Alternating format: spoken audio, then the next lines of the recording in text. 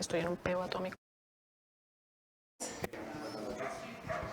Queremos agradecer a ustedes que nos acompañen en este momento, a la sociedad por la invitación para que ROCOL haga parte de la educación continua, que nos parece muy importante, ya que tenemos pues algunos equipos que para ustedes son importantes, para nosotros son importantes, y nos parece, digamos, muy importante el que ustedes conozcan las actualizaciones, lo nuevo que tenemos con el ciclo G6, los nuevos upgrades que se tienen y la importancia de la ciclofotocoagulación que ustedes continuamente han venido haciendo. Agradecemos a la doctora María Fernanda, que siempre ha sido pues nuestro gran apoyo y que tiene bastante conocimiento con el ciclo G6. Doctora, muchas gracias. Gracias. Le doy la palabra, ya empezamos esta charla. Muchas gracias.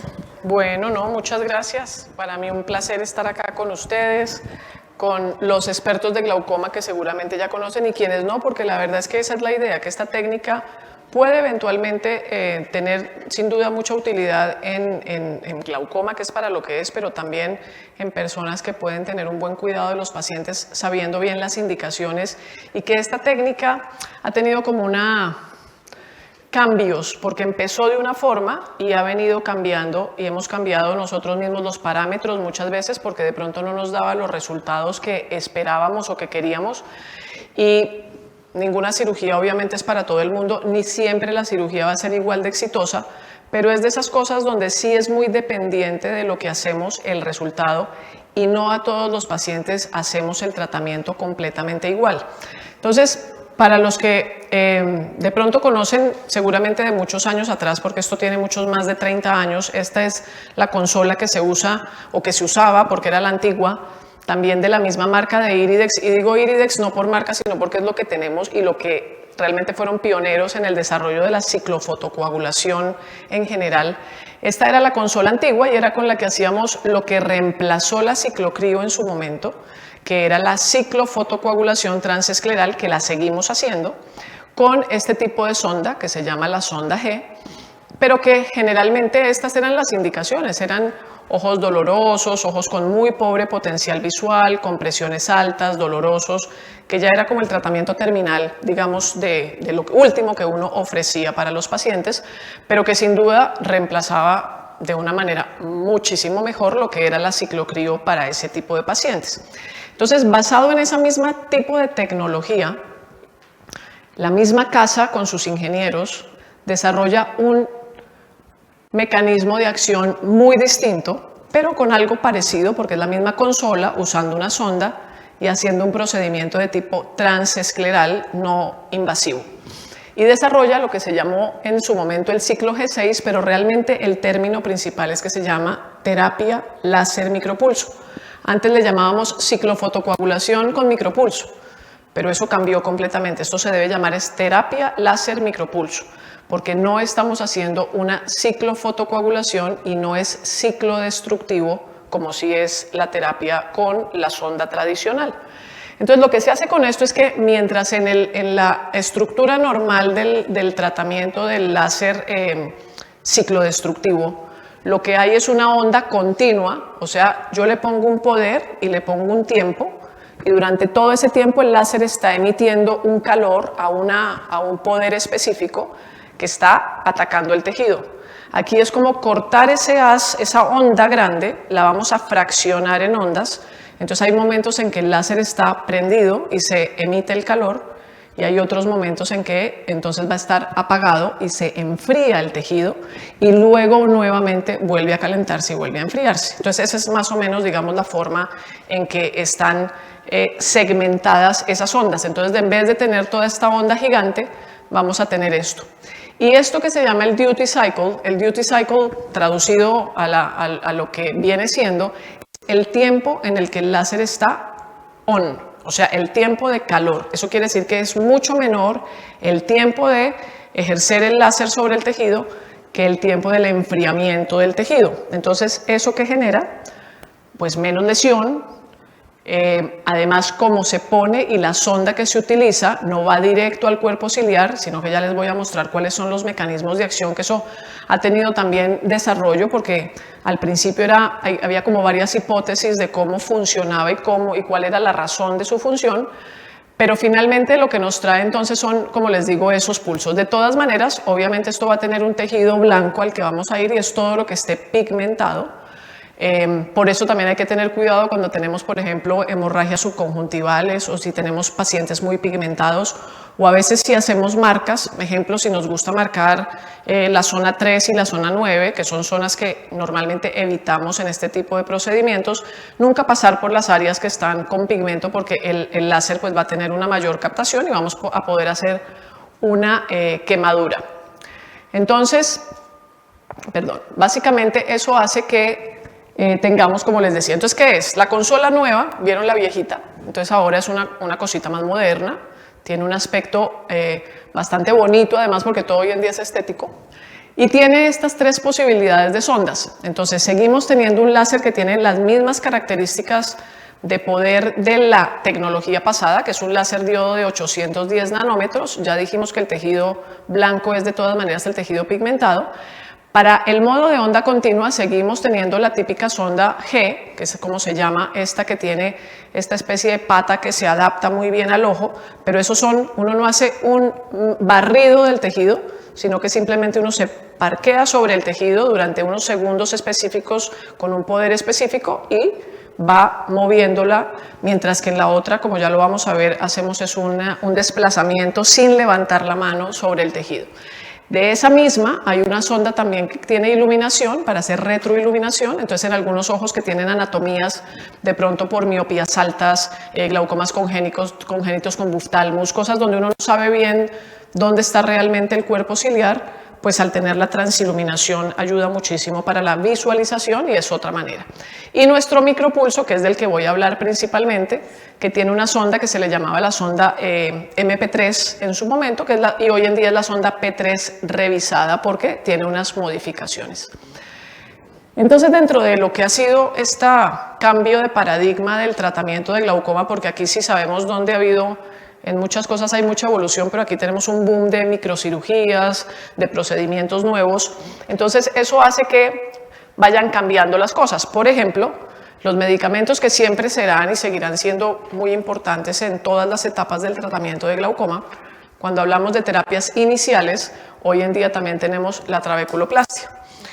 La trabeculoplastia, desde que el estudio Light salió, aunque veníamos haciéndolo muy seguro, sobre todo quienes hacemos más glaucoma, ahora ya eso validado y digamos que medicina basada en la evidencia, vemos que es una oferta a los pacientes tan importante como primera vez, como eventualmente hacer tratamiento médico, pero estaría mal no ofrecerle al paciente, digamos, esa posibilidad cuando tiene un glaucoma recién diagnosticado que pueda ser manejado si es glaucoma de ángulo abierto con trabeculoplastia láser. Entonces ahí cambia el paradigma, no hay que empezar necesariamente con medicamentos, se puede empezar con trabeculoplastia láser.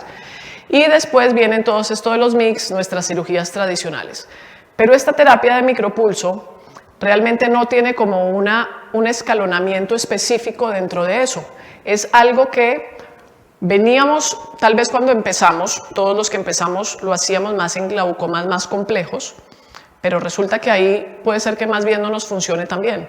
Nos funciona mejor probablemente en etapas entre más leves y moderadas de la enfermedad, porque en etapas mucho más avanzadas, donde el glaucoma es muy refractario, muy multitratado, pues de pronto con el láser micropulso no vamos a lograr lo que necesitamos y ahí puede ser que más bien la terapia de onda continua sea la mejor elección.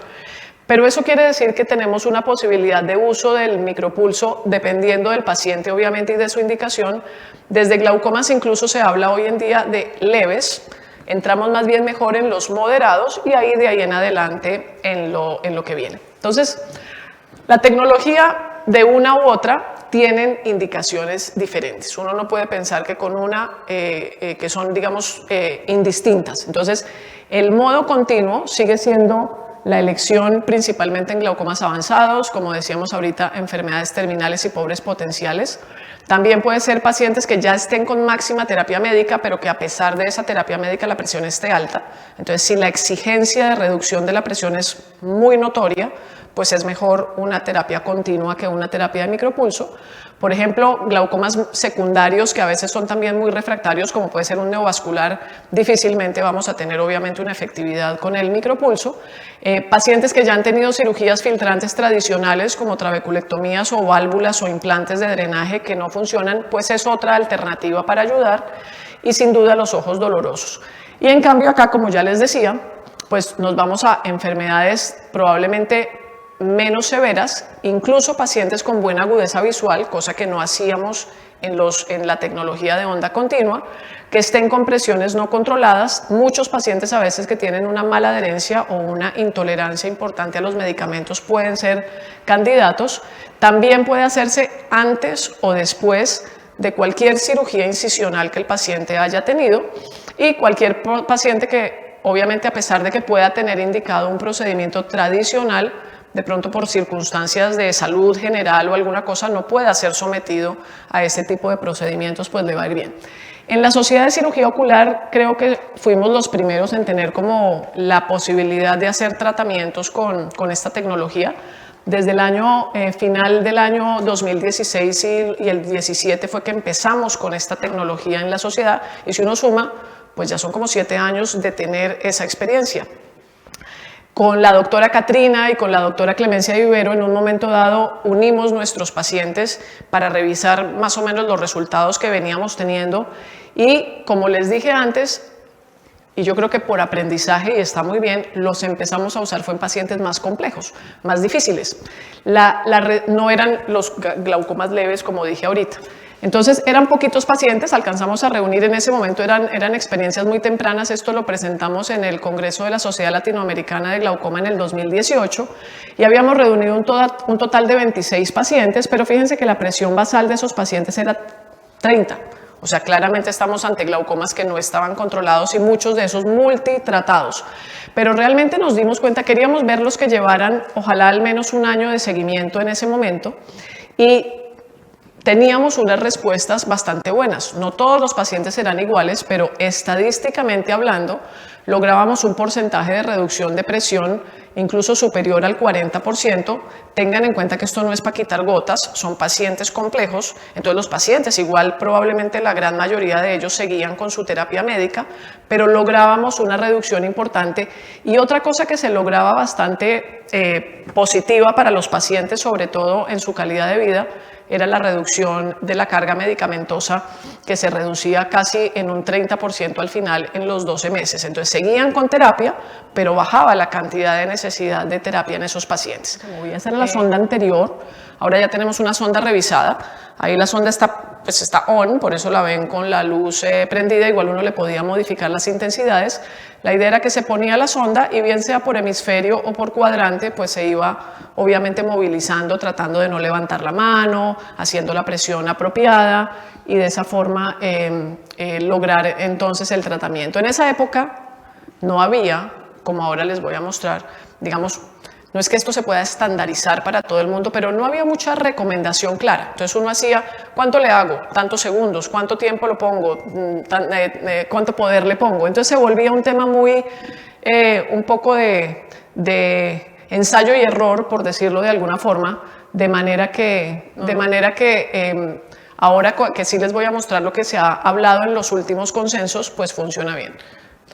Entonces, con respecto a los mecanismos de acción, ha habido varias hipótesis. Lo primero es entender que definitivamente está claro que no es ciclodestructivo. Bueno, entonces los dos mecanismos de acción que existían y que ya hay más estudios que sí nos muestran cuál es la posibilidad de que esto funcione, este es el primero, y es que aumenta el flujo de salida uveoescleral. Eso ya se veía con la onda continua, pero pues eso es otro tema porque estamos actuando en el cuerpo ciliar. Pero lo que se ha visto en estudios es que se aumenta el espacio supracoroideo. Incluso hay estudios donde en animales, en conejos, por ejemplo, meten en la cámara anterior unas esferas fluorescentes con unos pigmentos y después hacen un estudio para mirar por dónde se va moviendo, digamos, ese líquido, y se ve cómo esas esferas entran en el espacio supraciliar. Es como si hubiera una efusión ciliocoroidea. Entonces, ese es uno de los mecanismos por los cuales se reduce la presión.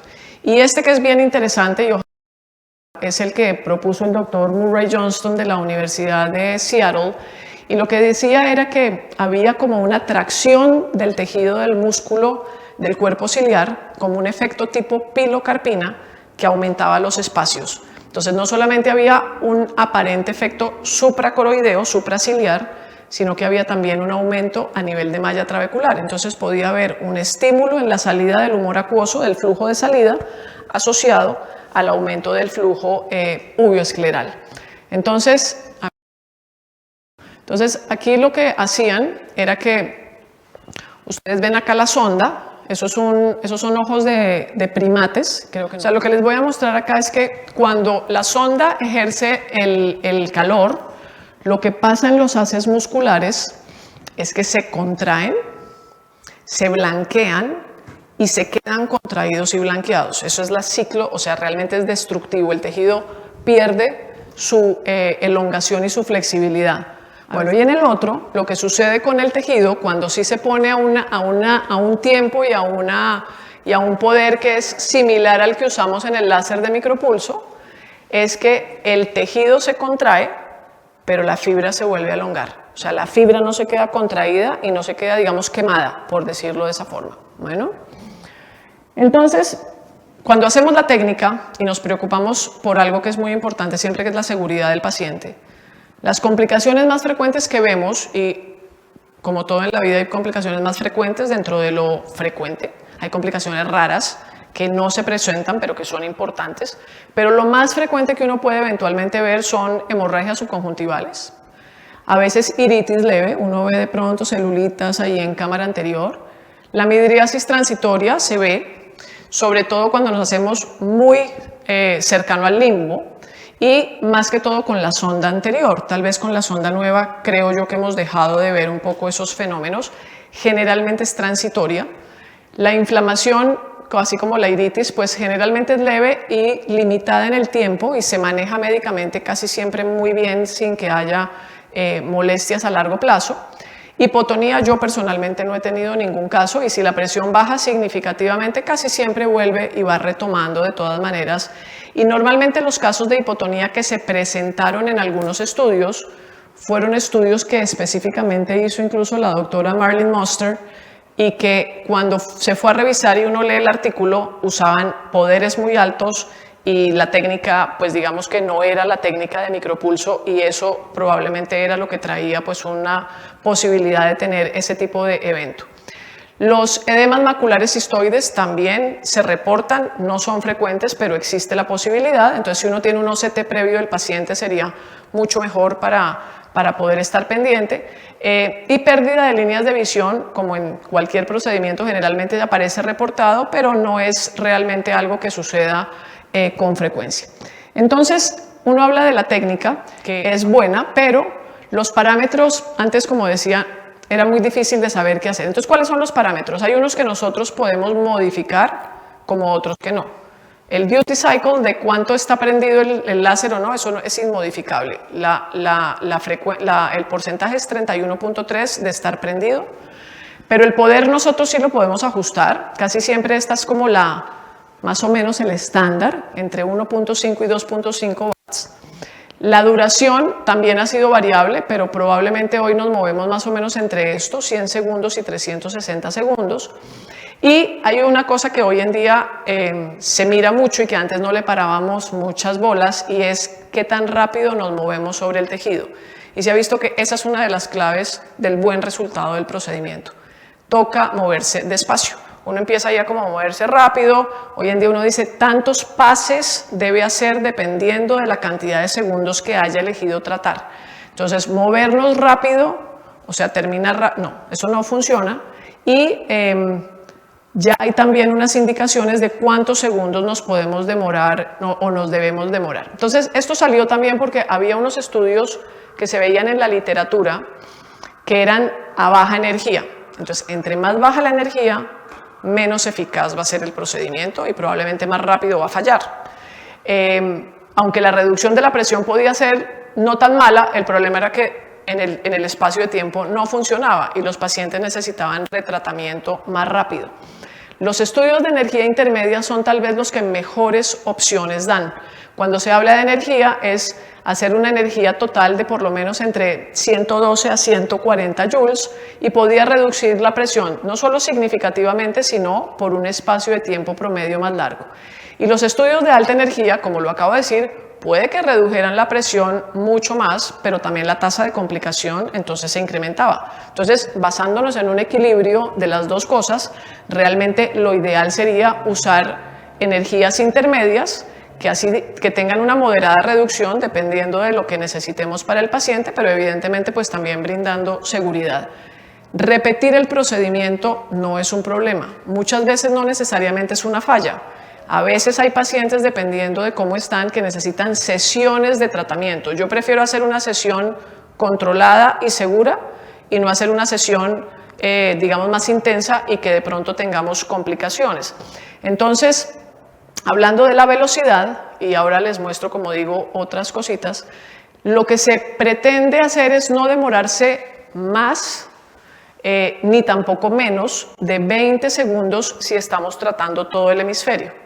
Si estamos tratando un cuadrante, pues entonces serían 10 segundos más o menos por cuadrante. Entonces aquí es un poco lo mismo, el tema de dónde debe estar la energía total, pero entonces este es el punto importante. Casi siempre la recomendación, vuelvo y digo, esto es un estándar, pero nos podemos salir del estándar dependiendo del paciente, es que hagamos no menos de 4 barridos. Entonces, si hacemos 4 barridos por el hemisferio, son 20 segundos. Y si hacemos 4 barridos por cuadrante, pues igual van a ser 10 segundos. Pero son, con ese cuidado, entonces ya calculamos cuál va a ser el tiempo total en el que nos vamos a mantener sobre el tejido. Puede ser, casi siempre son, entre 4 y 5, porque ahí en ese grupo es donde vamos a tener probablemente la mejor posibilidad de éxito. Entonces, la posición adecuada de la sonda es clave. El agente de acople, la sustancia viscosa que toca tener como interfase entre el ojo y la sonda es vital. Los estudios de Iridex son bastante bonitos de ver cómo si uno no pone la sustancia viscosa y pone la sonda y dispara el pedal, los rayos salen todos dispersos. La sustancia viscosa ayuda no solamente a que nos facilite el movimiento sobre el ojo, sino que el haz de luz se concentre al sitio donde estamos realmente emitiendo el tema. Lo que los americanos llaman el dwelling time es el tiempo que me demoro allí moviéndome sobre el tejido. Obviamente saber la posición del cuerpo ciliar, pero ahí nosotros no vamos, vuelvo y digo, no estamos actuando realmente directo para matar el cuerpo ciliar. Verificar la pigmentación de los tejidos y esta es la sonda que utilizamos ahorita, no la redonda como una bolita que les mostré primero, sino esta se le ha dicho que se llama las orejitas de conejo simplemente por la forma que tiene, es mucho más chiquita que la anterior. La anterior había una queja con los usuarios y era que era incómodo muchas veces pasar por la órbita del ojo y si se usaba un blefaróstato aún más, esta se mueve mucho mejor por entre el ojo. Los parámetros cambian completamente una vez nos pasamos a la nueva sonda. La visibilidad es mucho mejor, se mejora el acople, ahorita les muestro cómo es esta parte y pues ya no hay, todos los estudios que existían eran más con la sonda anterior y empiezan a aparecer los nuevos estudios con la sonda nueva. Entonces, al tener los nuevos estudios con la sonda nueva, que no son muchos, pues vamos viendo un poquito la evidencia que nos va presentando. Entonces, así es como la sonda se parquea sobre el ojo. Entonces, ustedes ven que aquí están las dos orejitas, la parte plana es la que va hacia el fornix, realmente me tengo que poner sobre el limbo. Dependiendo de la anatomía del ojo, me puedo poner un poquito más atrás, pero realmente es sobre el limbo donde debe estar apoyado. Haciendo presión, no tiene que ser una presión excesiva, pero no puedo quedar flotante en el ojo. Realmente yo en estas dry labs que se hacen sobre un ojito de plástico y sobre, pues no es lo mismo. Ahorita ya hay unos que lo van a poder hacer de pronto para moverse ahí encima, pero es una técnica que yo digo, alguien entraba a la sala de cirugía y dice, qué pereza venir a ver esto porque parece una técnica, o sea, no es la técnica sofisticada de alguna, no, es aburridora, pero para el que lo está haciendo es de una concentración, de poder estar realmente moviendo la mano como debe ser y haciendo las cosas como debe ser, porque si yo estoy distraído en otra cosa, probablemente no voy a hacer el movimiento apropiado, y esa técnica es absolutamente clave para poder tener un buen resultado. Entonces la interfase viscoelástica que les mencionaba, la sonda es como si uno la estuviera apuntando hacia el centro del ojo. Los pases, como ya dijimos, son más o menos 4 a 5, dependiendo de si me voy a mover en todo el hemisferio o si me voy a mover solamente en un cuadrante. Estar cómodo es absolutamente necesario. El paciente bien anestesiado, porque es una técnica que para poderlo hacer así, pues el paciente debe estar tranquilo, sin dolor. De la anestesia hay muchas posibilidades, desde la perivulvar y la retrovulvar, que son tal vez las más utilizadas, hasta simplemente una buena sedación, muchas veces sin necesidad de bloqueo también se puede, con la que cada quien se sienta bien. La subtenoniana lo menciono porque muchos la usan y está muy bien, siempre y cuando no haya sangre por la mitad del camino, porque si no, entonces pues vamos a tener ese problema. Y esto pues nos va a ayudar a hacerla. Entonces tiene un gran perfil de seguridad, como ya dije, no es incisional. El paciente al otro día, quienes lo hemos hecho, vemos un ojo que a veces está obviamente de pronto hiperémico con algunas cosas, pero es un paciente que está tranquilo y no está ansioso del estrés que produce un procedimiento de esta índole, y obviamente pues va a tener una recuperación rápida.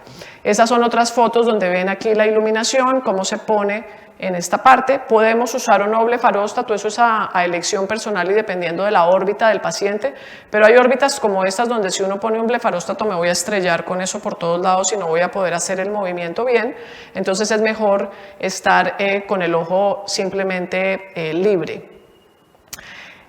Hay una guía, más o menos, pero es lo que ya acabo de decir. Nunca se nos puede olvidar la sustancia viscosa entre las dos. Se puede reponer a necesidad lo que se necesita. La orientación de la sonda. Entonces, esta es la consola. Aquí nos aparece, este es lo que tenemos ahorita, pero hay una actualización ya, que seguramente en la sociedad la vamos a tener pronto, y es una actualización de la pantalla, de cómo nos va a guiar la pantalla de una forma más fácil lo que estamos haciendo.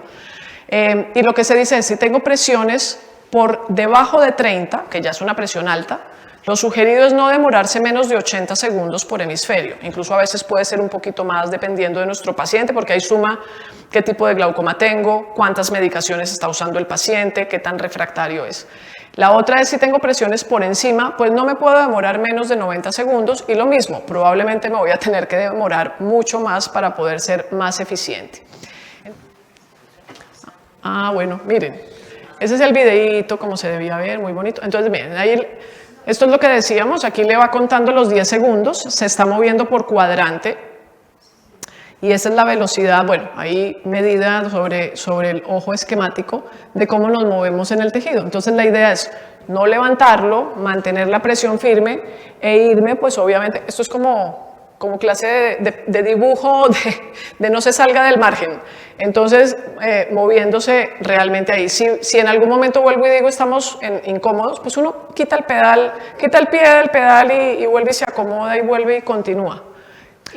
Entonces, como había todo este tema de me funciona, no me siento cómodo, todo está un poco de no tanta consistencia, digamos, en los resultados, se reunió un panel internacional de expertos para hacer lo que se llamaba un consenso.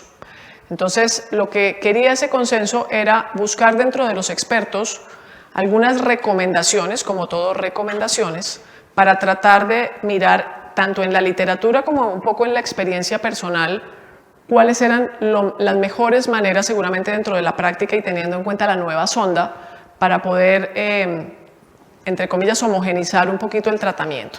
Entonces, estos fueron los doctores que se reunieron, encabezados por estos dos oftalmólogos especialistas de glaucoma, Tomás Gripo, que es argentino, y el doctor Noecker, que lo hemos tenido aquí en algunos congresos.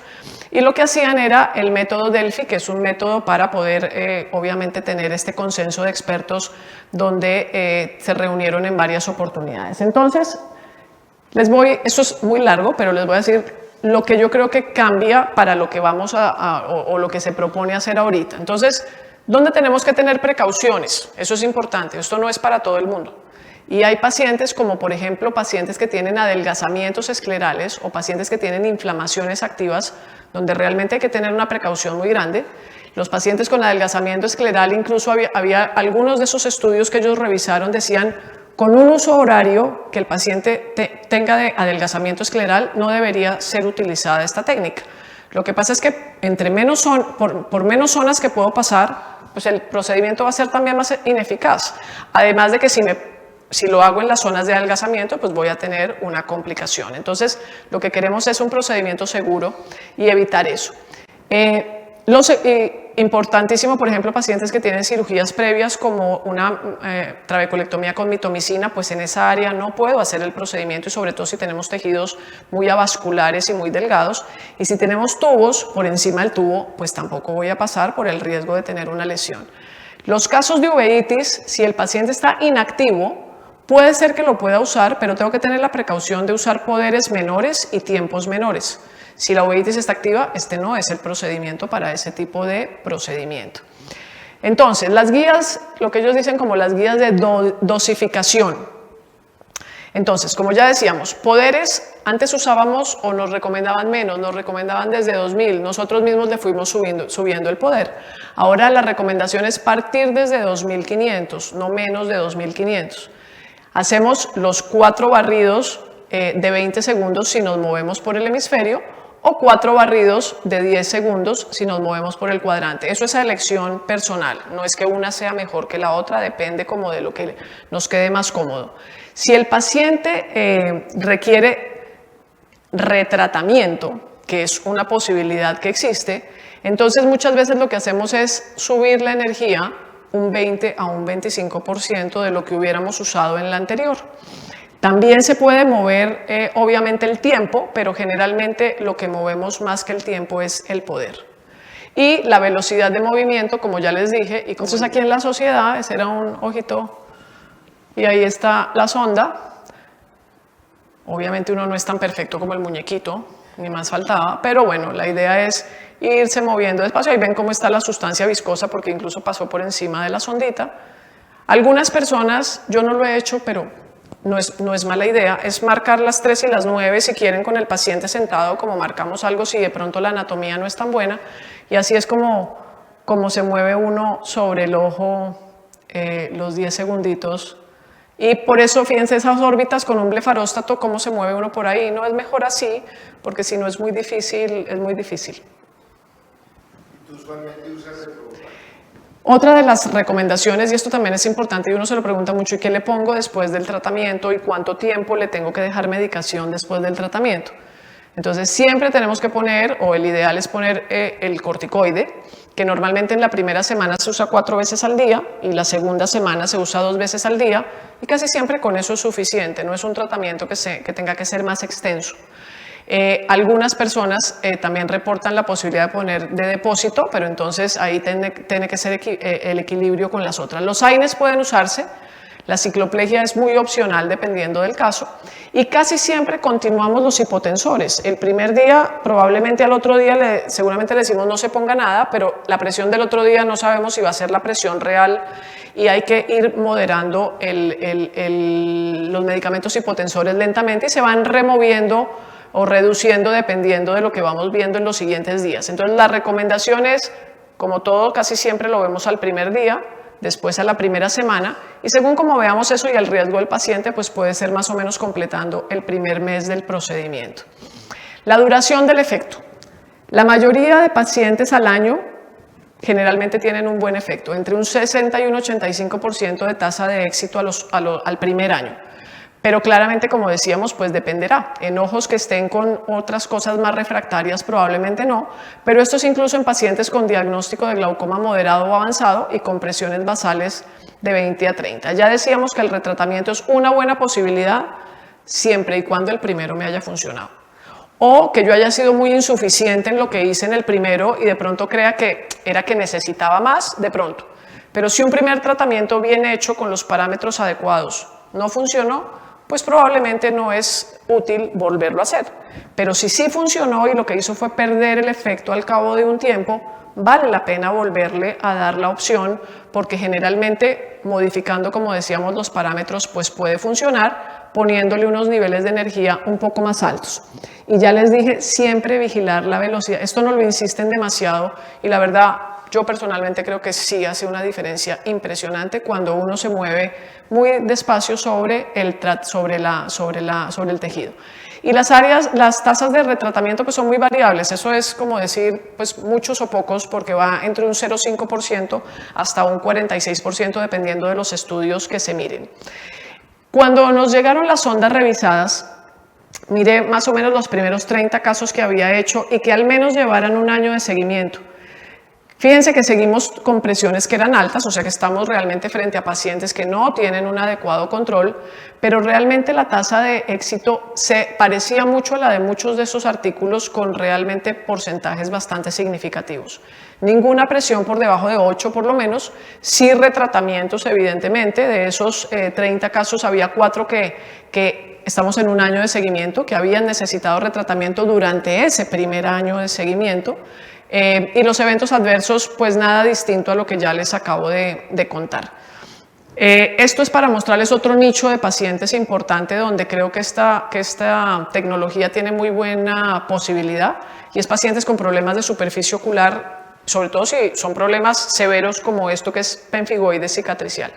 Esto tuve la posibilidad de participar con un grupo de oftalmólogas de Argentina, hicimos esta publicación y eran no muchos, porque estamos hablando de una patología muy nicho, eran 12 ojos de pacientes con este problema, y la reducción, y que eran pacientes no adecuados para una trabeculectomía o para cualquier otro procedimiento más filtrante invasivo, y realmente la reducción de la presión fue en promedio del 25%, eran todos pacientes no controlados obviamente, y que también además las gotas les producían pues todos los efectos adversos que puede pasar en este tipo de problema, y al cabo del año pues realmente ese fue el resultado, y muy bueno para los pacientes y en su calidad de vida, sin duda bastante significativo. Entonces, lo que vamos a ver en la nueva actualización que vamos a tener en la consola que tenemos en la sociedad, y seguramente ojalá pronto, es que vamos a tener, fíjense que ahora ustedes ven, para quienes la conocen, la presentación es muy distinta. Nos aparece el poder, nos aparece el tiempo de duración que le queremos poner nosotros al desplazamiento, y nos aparece la cantidad de barridos que queremos hacer en el tejido. Lo demás, digamos que es todo igual, y al final hay un resumen del tratamiento que hayamos hecho. Entonces, la pantalla, ya cuando la ponemos activada, va a tener esta especie de cronómetro, donde en el momento en que nosotros presionamos el pedal y el tratamiento empieza a moverse, nos va avisando ya no el tiempo completo, sino los 20 segundos que escogimos para el tratamiento. Entonces vamos a saber en qué momento nos vamos a devolver para el siguiente. Y aquí nos va avisando cuando ya hicimos un barrido de los 5 barridos, y nos va completando. Y eso tiene unos sonidos también que obviamente cuando estamos allí, pues el sonido es el que nos va guiando. Esto va a facilitar un poco esa visualización y esa realización del procedimiento. Entonces, al final de cuentas, los mensajes es que creo, y aquí hay muchos de ustedes que han hecho este procedimiento en muchos de sus pacientes, y podemos dar como experiencia un poco de lo que hay, es que cuando funciona bien, como todo, mejora sin duda la calidad de vida del paciente, tener buena presión y poder reducir la carga medicamentosa sin cirugías invasivas y sin otros problemas, pues es muy bueno. Es un mecanismo de acción novedoso. A mí me parece que eso también viene a jugar un papel importante, porque finalmente esa es la razón de por qué funciona, mejorando ese drenaje del acuoso y, como ya les dije, el flujo uveoscleral. La nueva sonda nos trajo ventajas para quienes hacemos el procedimiento comparado con la anterior, y su forma y su diseño también tiene que ver con la eficacia. Es para las salas de cirugía un tiempo que no es largo en el quirófano, y para el paciente un tiempo de recuperación bueno, sin mayor incapacidad. También es útil en los casos refractarios, dependiendo de cómo son, y ya dije que en los casos leves se está haciendo evidencia, y eso, como todo, requiere evidencia, pero en los casos moderados sin duda es donde mucho más lo estamos utilizando, y como ya dije, no ocupa un escalón específico dentro del tratamiento, sino que puede ir antes o después también de procedimientos convencionales. El hecho de que sea repetible donde cabe, pues me parece muy interesante, y pues ese control de la presión y el buen perfil de seguridad, pues lo hace una técnica que creo que vale la pena tenerla y seguirla teniendo, y bueno, y seguir haciendo experiencia con ella y para el beneficio de los pacientes. Muchas gracias.